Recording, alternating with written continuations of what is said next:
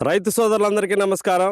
నేను మీ గోపిరెడ్డి. మీరు చూస్తున్నారు ఎప్పటికప్పుడు సరికొత్త విధానాన్ని తేజ వెరైటీ. ఏదైతే మిరప సాగులో తేజ వెరైటీ ఉందో దాంట్లో సరికొత్త విధానాన్ని, అదే విధంగా అత్యంత ఎక్కువ దిగుబడులు తీయటానికి ఆస్కారం ఉన్నటువంటి యువరాజ్ గోల్డ్ గురించి ఈ రోజు మనం ఫీల్డ్ కి రావడం జరిగింది. సో మీరు చూస్తున్నారు రైతు నేస్తం తెలుగు యూట్యూబ్ ఛానల్. అయితే ముందుగా నేను చెప్పబోయేది ఏంటంటే, ఈ రోజు మనం డిస్కస్ చేయబోయేది మనసులో మాట అనే టాపిక్ గురించి ఈ రోజు మనం డిస్కస్ చేయబోతున్నాం. అంటే ఇత్తనానికి సంబంధించి రైతు యొక్క మనసులో ఏమనుకుంటున్నారు ఏందనేది డిస్కస్ చేయడానికి, ఓపెన్ డిస్కస్ చేయడానికి మన ఫీల్డ్ కి రావడం జరిగింది. సో ముందుగా 1 by 1 క్వశ్చన్ వైజ్ గా అడుగుదాము. ఫస్ట్ ఆఫ్ ఆల్ రైతులు ఫేస్ చేస్తున్నటువంటి ప్రాబ్లమ్స్ గురించి అడిగి తెలుసుకుందాం. జనరల్ గా సార్ నమస్తే సార్. ఈ తేజ విత్తనంలో ఎక్కువగా వైరస్, నల్లి, బొబ్బర, తామర పురుగు, అదే విధంగా మొక్కలు చచ్చిపోవడం, దానితో పాటు ఏది తాలుగాయ, అదే విధంగా ఫస్ట్ ఇత్తనం నాటేటప్పుడు మొలకెత్తపోవడం, జెర్మినేషన్. ఈ 5 పాయింట్లలో ఈ యువరాజ్ గోల్డ్ అన్ని బాగున్నాయా, దేంట్లో ప్రాబ్లం ఉందా, ఏముందనేది ఓపెన్ గా చెప్పండి. ఏమి ప్రాబ్లం లేదండి. ఏరుకుళ్ళుడు గాని, తాలుగాయ గాని, బొబ్బరు అసలు ఎంట్రన్స్ లేదు. బొబ్బర వరకు ఓకే. నల్లి కూడా చాలా తక్కువ. ఓకే. ఒక్క కోత దిగుబడి 25 క్వింటాలు వచ్చింది ఎకరం. ఓకే. ఇప్పుడు ఒక 10 దాకా అయితే అనుకుంటున్నా ఎకరానికి. అయితే వైరస్ చాలా తక్కువ, నల్లి కూడా కొద్దిగా తక్కువే. విత్తనం వరకు తగ్గతే రైతు. సో నల్లికి సంబంధించి అందరూ మందులు కొడుతున్నారు బాగానే. అయితే నేను చెప్పేది ఏంటంటే, ఈతనానికి కూడా నల్లికి సంబంధించి మరిన్ని మందులే కొట్టిరుగా. కొట్టామండి. అది సో ఎవరైతే మందులు ఇంటర్వల్ టైంలో తీసుకుంటారో వాళ్ళదే బాగుంటది. తాలుగాయ కూడా చాలా తక్కువ. తాలుగాయ కూడా చాలా తక్కువ. ఓకే. బాగా హైట్ పెరిగిన తాలుగాయ కాదు. ఓకే.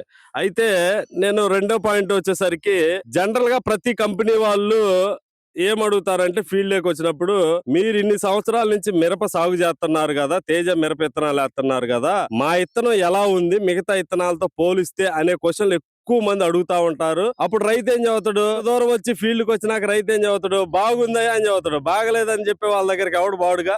కానీ నేను ఆ క్వశ్చన్ ఏటల్లా, నేనేం వేస్తున్నా అంటే, వినండి. మీరు ఈ సంవత్సరం బాగున్న చాలకు సంబంధించి ఫీల్డ్ పెడుతుంటారు కంపెనీ వాళ్ళు. ఏ ఫీల్డ్ కన్నా వెళ్ళారా? ఓకే. అయితే ఆ ఫీల్డ్ తో పోలిస్తే మీ ఫీల్డ్ బాగుందా లేదా? మా ఫీల్డే బాగుంది. మీ ఫీల్డ్ బాగుంది. ఓకే. సో రైతు చెప్తున్నాడు ఏంటంటే, మా ఫీల్డే బాగుంది అంటారు.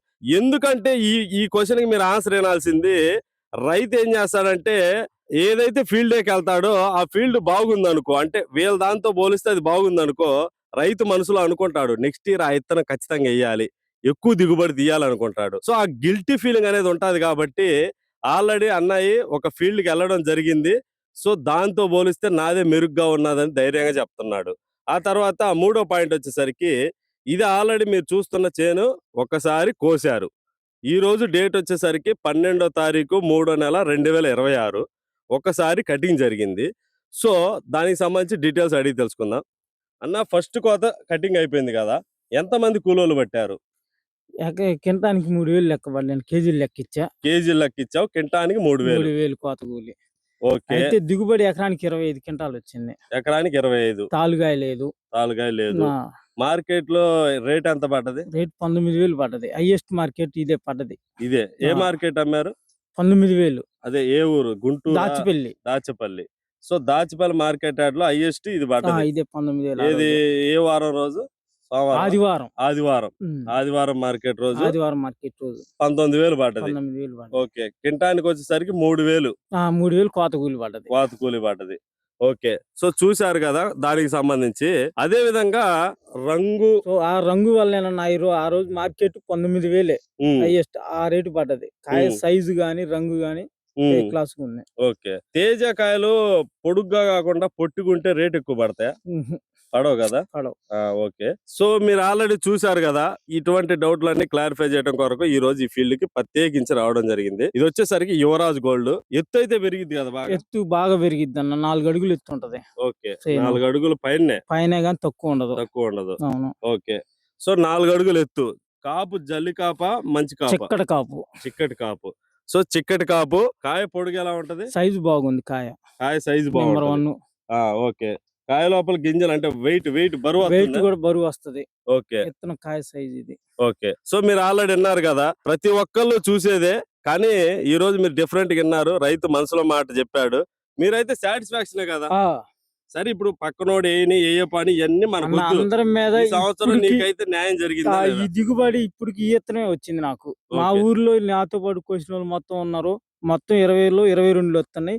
ఈ చేను వరకు 24 లెక్క 25 లెక్క వచ్చింది. ఓకే. ఈ ఇత్తనే మిగిలింది ఈ సంవత్సరానికి. ఓకే. ఏ ఊరు మీది? కొత్త పిన్నిల్ని. కొత్త పిన్నెల్లి, పల్నాడు ఏరియా. మాచవరం మండలం. మాచవరం మండలం, పల్నాడు ఏరియా. సో పల్నాడు అంటే అందరికి తెలిసి వస్తుంది. ఇదైతే మిగులుగా ఉంది ఈ ఊర్లో, కాబట్టి మీరు రైతుని కూడా ఎంక్వైరీ చేసుకోవచ్చు. మేము డీటెయిల్స్ అన్ని ఇస్తాము. సో ప్రతి ఒక్కరికి ఇప్పటి వరకు చూసినందుకు ధన్యవాదాలు.